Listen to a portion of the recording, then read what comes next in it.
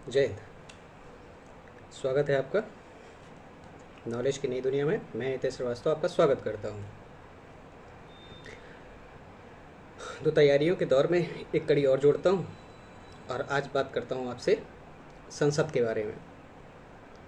संसद के बारे में आप जानते होंगे या नहीं जानते हैं तो कुछ वक्त बिताइएगा साथ में, संसद की जानकारी को लेकर के जाइएगा। तो विश्व में कई प्रकार की प्रणालियाँ प्रचलित हैं शासन को चलाने के लिए। कहीं अध्यात्मक प्रणाली प्रचलित है, कहीं संसदीय प्रणाली प्रचलित है और कहीं पर तानाशाही रूप से शासन चलाया जाता है। तो मैं बात करना चाहता हूँ संसद के बारे में। संसद के बारे में आप जानते हैं कि भारत में भी एक संसद है। इसका उल्लेख आपको अनुच्छेद 79 में मिलता है कि भारत में एक संसद होगी और वो संसद मिलकर के बनेगी राष्ट्रपति से, लोकसभा से और राज्यसभा से मिलकर के बनी होगी। और हमने संसदीय प्रणाली ब्रिटेन से अपनाई है। ब्रिटेन में भी संसदीय व्यवस्था है, लेकिन ध्यान रखिएगा कुछ पॉइंट आपको याद रखने हैं सर्वोच्चता के आधार पे। जैसे ब्रिटेन है, ब्रिटेन में संसद सर्वोच्च मानी जाती है। ब्रिटेन में संसद सर्वोच्च मानी जाएगी और ब्रिटेन में संसद को पार्लियामेंट कहा जाता है, ध्यान रखिएगा। अमेरिका जो है वहाँ न्यायपालिका सर्वोच्च स्थान पे है। और भारत की जब बात आती है तो भारत में संविधान सर्वोच्च स्थान पे है। तो संसद जो होगी वो मिलकर के 3 लोगों से मिलकर बनती है, राष्ट्रपति, लोकसभा और राज्यसभा से। अनुच्छेद 79 में ये कहा गया था कि भारत में एक संसद होगी जो मिलकर बनेगी राष्ट्रपति, लोकसभा और राज्यसभा से। तो संसद जो है ना, संसद के कई कार्य भी हैं। संसद सत्र शुरू होता है, संसद सत्र समाप्त होता है। तो संसद सत्र शुरुआत और उसको सत्रावसान मतलब समाप्त करने का अधिकार जो होता है वो राष्ट्रपति के पास होता है। संसद क्या करती है? संसद कानून बनाती है। कानून बनाने का अधिकार किसके पास में है? संसद के पास में है। नए राज्यों का गठन करना है, उनकी नए राज्य का कोई गठन हो या पुराना कोई राज्य उसकी सीमाओं में परिवर्तन करना हो, नया राज्य बनाना हो, ये भी अधिकार किसको है? संसद को है। राष्ट्रपति, उपराष्ट्रपति, सर्वोच्च न्यायालय के न्यायाधीश, उच्च न्यायालय के न्यायाधीश, महान्यायवादी, नियंत्रक महालेखा परीक्षक, मुख्य निर्वाचन आयुक्त, इन सबको हटाने का जो भी प्रावधान है वो किसके अंतर्गत आएगा? वो संसद ही कर सकती है। इनको हटाने का अधिकार किसको है? संसद को है। तो ध्यान रखिएगा इन लोगों को, इनको हटाने का अधिकार किसको होगा? संसद को होगा। क्या आप जानते हैं कि सर्वोच्च न्यायालय या उच्च न्यायालय के जो न्यायाधीश होते हैं इनकी संख्या को घटाने और बढ़ाने का अधिकार किसको है? यदि नहीं जानते हैं तो आपको जानना होगा कि संसद ही जो होती है न्यायाधीशों की संख्या को घटा और बढ़ा सकती है। संचित निधि के बारे में आपने सुन रखा है कि केंद्र सरकार के ज़्यादातर अधिकारी जो होते हैं उनको वेतन कहाँ से मिलता है? भारत की संचित निधि से दिया जाता है और संचित निधि पे संसद का हक होता है, ध्यान रखिएगा। तो उस संचित निधि से जो धन निकालने की बात आती है वो धन निकलता है विनियोग विधेयक के द्वारा। ये भी आपको ध्यान रखना पड़ेगा।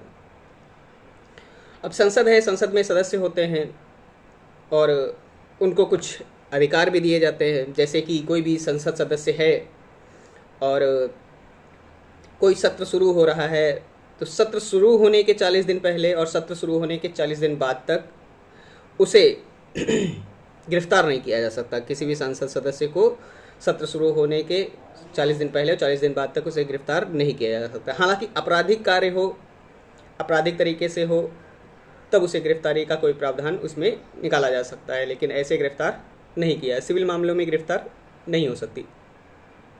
यदि कोई संसद सदस्य बिना बताए का मतलब समझ रहे हैं, कोई सूचना दिए बिना 60 दिन तक लगातार अनुपस्थित रहता है तो उसकी संसद सदस्यता क्या होती है? स्वतः ही समाप्त हो जाती है। ये आपको ध्यान रखना पड़ेगा। उसकी संसद सदस्यता क्या हो जाएगी? समाप्त हो जाएगी। संसद के दोनों सदन हैं और दोनों सदन के लिए गणपूर्ति कोरम बनाया गया है कि संसद का जो गणपूर्ति कोरम होता है बैठक के लिए, उस गणपूर्ति कोरम जो है ना उसका मान रखा गया 1/10। 1/10 लोग इकट्ठा होते हैं तो गणपूर्ति कोरम पूरा हो जाता है और कार्रवाइयाँ शुरू हो सकती हैं। 1/10 से क्वेश्चन याद रखिएगा कि आपके आंखों पर किसी चित्र का प्रभाव जो होता है रेटिना पर, वो 1/10 सेकंड तक रहेगा। आपके कानों के पर्दों पर ध्वनि का प्रभाव जो रहता है 1/10 सेकंड तक रहता है।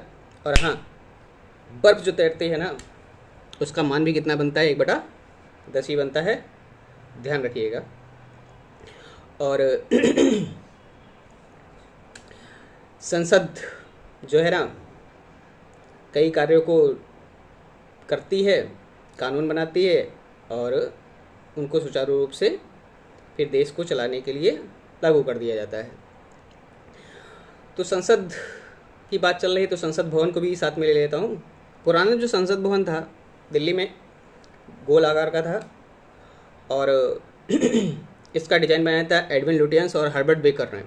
राष्ट्रपति भवन के बारे में अगर क्वेश्चन अगर आपसे आता है तो भी आंसर आपका रहेगा एडविन लुटियंस ने ही राष्ट्रपति भवन और संसद भवन का डिज़ाइन बनाया था। हर्बर्ट बेकर भी इसमें शामिल थे। दिल्ली के सचिवालय का जो डिज़ाइन था वो हर्बर्ट बेकर ने बनाया था, ध्यान रखिएगा, हर्बर्ट बेकर। और नए संसद भवन की अगर मैं बात करूं तो नया संसद भवन बन के तैयार हो चुका है, त्रिकोण आकार में है और टाटा कंपनी ने मिलकर के इसको बनाया है। और सेंट्रल विस्टा जो प्रोजेक्ट है उसके तहत इसको बनाया गया है। और इस संसद भवन, जो नया संसद भवन अपना है, इसका डिज़ाइन जो बनाया गया है विमल पटेल के द्वारा बनाया गया है। विमल पटेल के द्वारा इस नए संसद भवन का डिज़ाइन बनाया गया है। और ये जो संसद भवन बनाया गया है इसमें सीटें बढ़ा दी गई हैं। लोकसभा की सीटें वहाँ पर बढ़ा के 888 कर दी गई हैं और इसे मोर के पंखों के डिज़ाइन के रूप में सजाया भी गया है लोकसभा को, ध्यान रखिएगा। वैसे पुरानी लोकसभा की मैं बात करूँ तो पुरानी लोकसभा जो थी उसमें 552 अधिकतम सदस्य हो सकते हैं और वर्तमान में 545 वहाँ पर हैं। लेकिन नई संसद भवन जो बनी है उसमें 888 सीटें कर दी गई हैं। क्यों कर दी गई हैं तो इसके लिए आपको बताऊं कि 2026 84वें संविधान संशोधन 2001 के द्वारा डिसाइड किया गया है कि 2026 तक लोकसभा और विधानसभा की सीटें बढ़ाई नहीं जाएंगी। लेकिन 2026-25 के बाद आएगा और सीटें बढ़ेंगी तो सदस्य भी बढ़ेंगे और उनको कहाँ बिठाया जाएगा, इसलिए नया संसद भवन बनाया गया है। बहुत लोग कह रहे थे क्यों बनाया जा रहा है, मोदी जी रहेंगे क्या उसमें? मोदी जी तो नहीं रहे, मोदी जी के पापा का भी पैसा नहीं है, किसी के पापा का पैसा नहीं है, वो देश का पैसा है और उसी को देश में लगाया जाता है। लोग तो उंगलियां उठाने लगते हैं। अभी एक बवाल चल रहा है, कांग्रेस के किसी नेता ने मोदी जी की माँ को गाली दी है। उस देश में प्रधानमंत्री को माँ की गाली मिली है जिस देश में सबसे पहले भारत माता का नाम आता है। नित्य नारे से पूजते रमते तत्र देवता, और वहाँ ही देश का जो नेता होता है जिसका लोग सम्मान करते हैं उसकी माँ को ही कोई गाली दे जाता है। ऐसी तो स्वतंत्रता किस काम की है जो आपकी जुबान पे सवार हो जाए और किसी के भावों को आहत कर दे, और किसी को क्या, पूरे 140 करोड़ देशवासियों को आहत कर दे। कुछ चंद लोगों की खुशी के लिए आप बहुत लोगों को दुखी नहीं कर सकते। ये राजनीति नहीं है, इसको अपराध नीति बोलना चाहिए और बोलने वाले को सज़ा देनी चाहिए। ऐसी सज़ा देनी चाहिए ताकि आगे से वो सोचे कि माँ सभी की एक समान होती है। लौट के आते हैं अपने टॉपिक पे। तो नया संसद भवन जो है उसमें 888 सीटें हैं लोकसभा में। राज्यसभा में सीटों को 384 सीटें कर दी गई हैं उसमें, जो नया संसद भवन बना है। पुरानी जो राज्यसभा है उसमें 250 हो सकते थे सदस्य, वर्तमान में 245 थे। संसदों की बात चली है तो कुछ संसदें आप लिए जाइए। विश्व की लघु संसद की बात करेगा। विश्व की लघु संसद कहा जाता है संयुक्त राष्ट्र संघ की महासभा को।